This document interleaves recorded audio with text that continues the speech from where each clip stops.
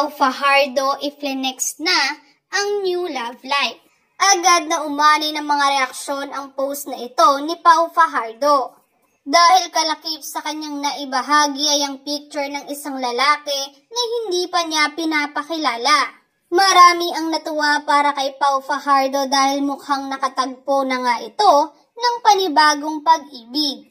Hindi rin nakikita ang mukha ng lalaki kaya marami sa mga followers ni Pau ang nagtatanong kung sino nga ba ito.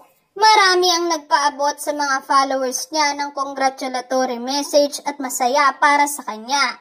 Kabilang na si RR Enriquez na nagkomento sa kanyang post. Anya, sayang at hindi sila nag-abot doon sa Thailand at nabanggit din ni RR ang tungkol sa bago nitong love life.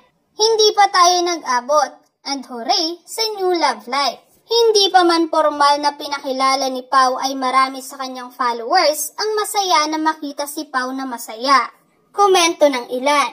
So happy for you, Pau. It's time to be happy with your newfound love. Good luck. Deserve the true meaning of happiness.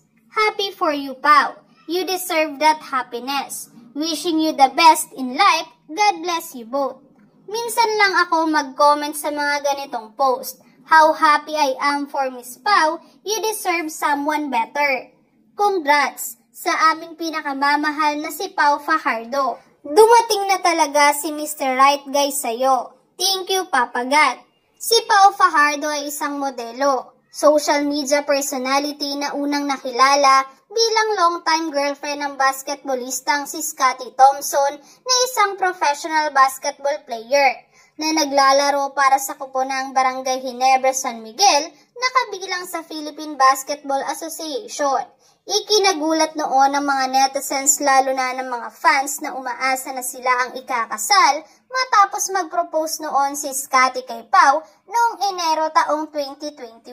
Samantala sa isang video na ibinahagi sa YouTube channel na itanong kay Pau Fajardo kung napatawad na ba niya ang ex-fiancé na si Scottie Thompson. Hindi pinagkaila ni Pau na nasa proseso pa rin siya ng pag-move on noon.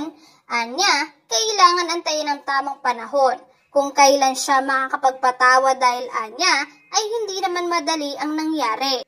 Ngunit sa bagong post ngayon ni Pau Fajardo mula sa kanyang Instagram ay tila nakapag-move on ito at nakahanap na ito ng totoong magmamahal sa kanya.